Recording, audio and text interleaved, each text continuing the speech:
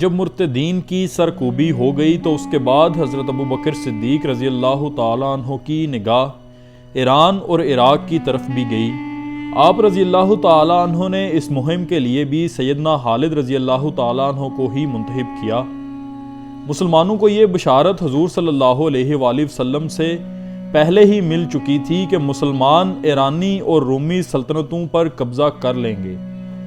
آپ کو سراقہ رضی اللہ تعالیٰ عنہ والی حدیث یاد ہوگی، جب حضور صلی اللہ علیہ وآلہ وسلم حضرت ابو بکر صدیق رضی اللہ تعالیٰ عنہ کے ہمراہ مکے سے ہجرت کر کے مدینے کی جانب روانہ ہوئے تو سراقہ رضی اللہ تعالیٰ عنہ نے گھوڑے پر ان کا تعاقب کیا تھا۔ اس وقت سراقہ رضی اللہ تعالیٰ عنہ کو حضور صلی اللہ علیہ وآلہ وسلم نے بشارت دی تھی کہ ایک وقت آئے گا کہ کسریٰ کے کنگن تمہارے ہاتھوں میں ہوں گے۔ سیدنا ابو بکر صدیق رضی اللہ تعالیٰ عنہ اس بات کے شاہد تھے۔ حضور صلی اللہ علیہ وآلہ وسلم کی اس حدیث مبارکہ کی تکمیل کا آغاز سیدنا خالد رضی اللہ تعالیٰ عنہ کی اسی مہم کے نتیجے میں ہوا۔ اس سے پہلے کہ ہم خالد رضی اللہ تعالیٰ عنہ کی جنگی اور حربی حکمت عملی پر بات کریں، کچھ روشنی حضرت خالد بن ولید رضی اللہ تعالیٰ عنہ کی نفسیات پر بھی ڈالتے ہیں۔ حضرت خالد بن ولید رضی اللہ تعالیٰ عنہ کو جتنا اعتماد اللہ اور اس کے رسول کی روحانی تائید پر تھا، اتنا تو ان کو اپنی جنگی حکمت عملی پر بھی نہ تھا۔ حضرت خالد رضی اللہ تعالیٰ عنہ نے حضور صلی اللہ علیہ وآلہ وسلم کے کچھ بال مبارک اپنی ٹوپی میں سی لیے تھے اور وہ اپنے آہنی کور کے نیچے وہی ٹوپی پہنا کرتے تھے۔ جنگ یرموک میں ایک موقع پر وہ ٹوپی آپ رضی اللہ تعالیٰ عنہ کے سر سے گر گئی تو آپ رضی اللہ تعالیٰ عنہ جنگ کے دوران لاشوں کے بیچ اسی کو ڈھونڈتے رہے، مگر رومی فوج کے دباؤ کی وجہ سے پیچھے ہٹنا پڑا۔ حضرت خالد بن ولید رضی اللہ تعالیٰ عنہ نے مسلمانوں کا ایک دستہ تیار کیا اور دوبارہ حملہ کر کے رومیوں کو پسپا کیا اور اپنی ٹوپی دوبارہ حاصل کی۔ جنگ کے بعد لوگوں نے اعتراض بھی کیا کہ آپ رضی اللہ تعالیٰ عنہ نے ایک ٹوپی کی خاطر کئی مسلمانوں کی جانیں ضائع کروا دیں، تو سیدنا خالد بن ولید رضی اللہ تعالیٰ عنہ نے فرمایا کہ یہ ٹوپی نہیں بلکہ میری طاقت کا سر چشمہ ہے، کیونکہ اس میں رسول اللہ صلی اللہ علیہ وآلہ وسلم کے بال مبارک پروئے ہوئے ہیں۔ ایک اور واقعہ ہے کہ جنگ شروع ہونے سے پہلے حضرت خالد بن ولید رضی اللہ تعالیٰ عنہ کی ایرانی سپہ سالار سے بات چیت ہو رہی تھی۔ اس نے کہا کہ آپ ہم سے کیوں لڑتے ہیں؟ ہماری تلواروں میں تو ایسا زہر لگا ہوا ہے جو جسم کو چھو جائے تو اسے گلا کر خراب کر دے گا۔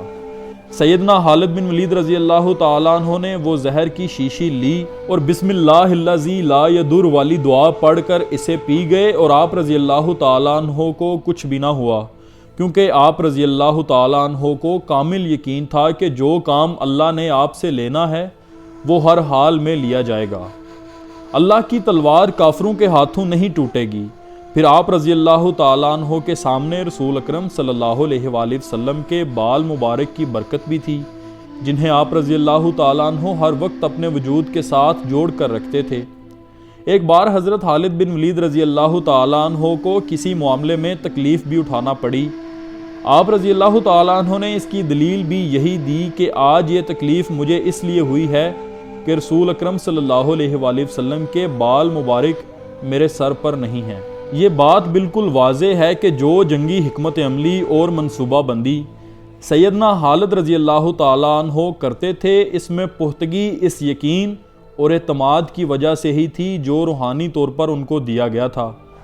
اس نقطے کو سمجھنا بہت اہم ہے۔ مادی دنیا سے متعلق حکمت عملی بنانے میں جب روحانی عوامل شامل ہوتے ہیں تو وہ غیر معمولی قوتیں جنم لیتی ہیں کہ جو انسان کی عقل کو دنگ کر دیتی ہیں، اور ایسے کارنامے سر انجام دیے جاتے ہیں جو انسانی طاقت سے باہر ہوتے ہیں۔ اسلامی تاریخ ایسے سینکڑوں واقعات سے بھری پڑی ہے۔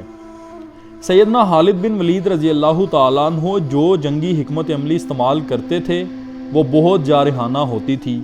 وہ دشمن پر ہلکا ہاتھ رکھنے پر یقین ہی نہیں رکھتے تھے۔ جب ان کی جھڑپ ہوتی تو انتہائی خون ریز ہوتی۔ وہ اس بات پر یقین رکھتے تھے کہ یا تو بات چیت کے ذریعے معاملات طے کر لیے جائیں اور اگر تلوار نکالنا ہی پڑ جائے تو پھر زمین دشمن کے خون سے اچھی طرح سرخ ہونی چاہیے۔ ایک دفعہ جب جنگ میں دشمن نے دھوکے سے کچھ مسلمانوں کو ایک جگہ شہید کر دیا تو اس موقع پر حضرت خالد بن ولید رضی اللہ تعالیٰ عنہ نے اللہ سے وعدہ کیا کہ جتنے بھی دشمن پکڑے جائیں گے ان کو اسی جگہ لا کر قتل کیا جائے گا۔ چنانچہ بعد میں دشمن کو دور دور سے گرفتار کر کے واپس اسی مقام پر لا کر قتل کیا گیا، کیونکہ آپ رضی اللہ تعالیٰ عنہ نے اللہ سے وعدہ کیا تھا کہ دریا کو ان کے خون سے سرخ کر دوں گا۔ اس جنگ میں سیدنا خالد رضی اللہ تعالیٰ عنہ کی قیادت میں مسلمانوں نے 70,000 دشمنوں کو جہنم واصل کیا۔ جنگ سلاسل بھی بہت مشہور مہم ہے کہ جس میں ایرانیوں نے اپنے آپ کو زنجیروں سے باندھ لیا تھا تاکہ مسلمان فوج کو چاروں طرف سے گھیرے میں لے لیا جائے اور انہیں بھاگنے کا موقع نہ دیا جائے۔ لیکن بڑی بڑی سلطنتوں کی فوجوں میں سب سے بڑی حامی یہ تھی کہ ان کی نقل و حرکت بھی سست ہوتی۔ اس کے برعکس مسلمان فوج جس تیز رفتاری سے حرکت کرتی تھی، اس کی صرف ایک مثال دینا ہی کافی ہے کہ ایک مرتبہ ایک مسلمان کمانڈر نے سیدنا خالد بن ولید رضی اللہ تعالیٰ عنہ کو خط لکھا کہ میں دشمن کے ساتھ برسرے پیکار ہوں، مجھے آپ رضی اللہ تعالیٰ عنہ کی مدد کی ضرورت ہے۔ آپ رضی اللہ تعالیٰ عنہ نے اسی قاصد کو خط دے کر بھیجا کہ جاؤ اس سے کہو کہ میں تمہاری مدد کے لیے پہنچ رہا ہوں۔ وہ قاصد واپس پہنچا اور خط کھول کر پڑھا۔ جب سر اٹھایا تو افق پر خالد بن ولید رضی اللہ تعالیٰ عنہ کی فوج نظر آ رہی تھی، یعنی قاصد کے گھوڑے کی گرد بھی نہیں بیٹھی تھی کہ آپ رضی اللہ تعالیٰ عنہ مدد کے لیے پہنچ چکے تھے۔ اگر آپ خالد رضی اللہ تعالیٰ عنہ کے دستے یا فوج کے سپاہی ہیں تو آرام آپ کے لیے نہیں ہے۔ آپ رضی اللہ تعالیٰ عنہ کسی گاؤں یا شہر پر حملہ کرنے کے لیے جاتے اور دشمن اپنی فوجیں اس طرف لے کر جاتا تو آپ رضی اللہ تعالیٰ عنہ رخ تبدیل کر کے اس شہر پر حملہ کر دیتے کہ جو حالی ہوتا تھا۔ پھر دشمن کی فوج کے لیے یہ ممکن ہی نہ رہتا کہ اتنی تیزی سے حرکت کر سکے۔ آج کل بھی فوج کی تیز نقل و حرکت جنگ میں بہت فیصلہ کن کردار ادا کرتی ہے۔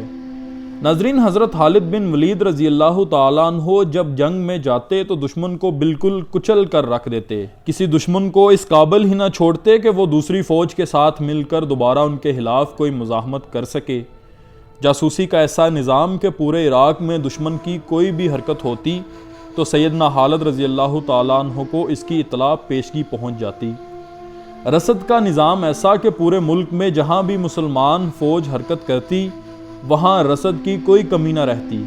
حضرت خالد بن ولید رضی اللہ تعالیٰ عنہ کی طرف سے ہمیشہ ایسی جنگی حکمت عملی استعمال کی جاتی کہ جس سے ایرانی ناواقف ہوتے۔ ایرانی صف در صف براہ راست فوجوں کے تصادم کے عادی تھے، جبکہ سیدنا خالد بن ولید رضی اللہ تعالیٰ عنہ چھاپا مار کارروائیاں یعنی گوریلا وارفیئر، پہاڑوں کے پیچھے سے چھپ کر دشمن کو حیران کر کے اور اسے تھکا کر اس کے ساتھ تصادم کیا کرتے۔ جہاں تک ظاہری جنگی حکمت عملی کا تعلق ہے تو وہ اتنی غیر معمولی تھی کہ سلطنت فارس نے اپنے اعلیٰ ترین جنرل آپ کے مقابلے کے لیے بھیجے، لیکن صرف چند ماہ کے عرصے میں ہی سیدنا خالد رضی اللہ تعالیٰ عنہ نے پورا عراق فتح کر لیا۔ دشمن سوچ بھی نہیں سکتا تھا کہ کوئی سپہ سالار اس قسم کے خطرات مول لے سکتا ہے۔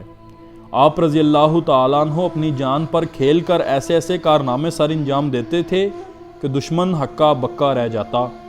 آپ رضی اللہ تعالیٰ عنہ کی بے جگری اور بے خوفی مثال بن گئی تھی۔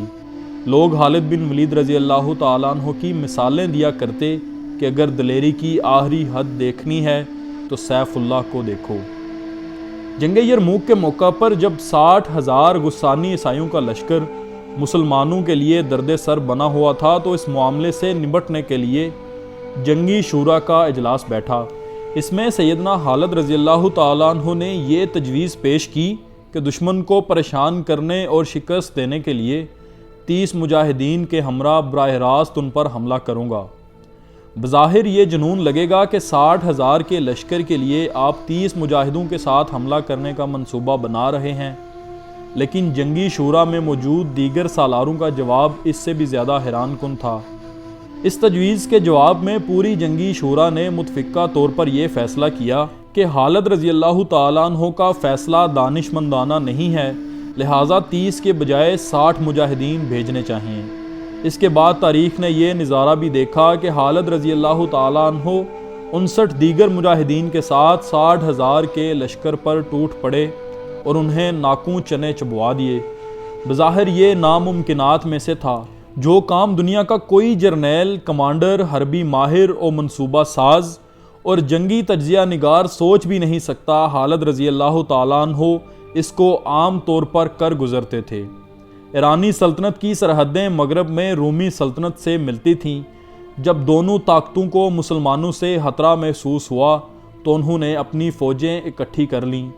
یہ پہلا موقع تھا کہ رومی اور ایرانی سلطنتیں ایک دوسرے کی اتحادی بن کر مسلمانوں کے مقابلے پر آئیں۔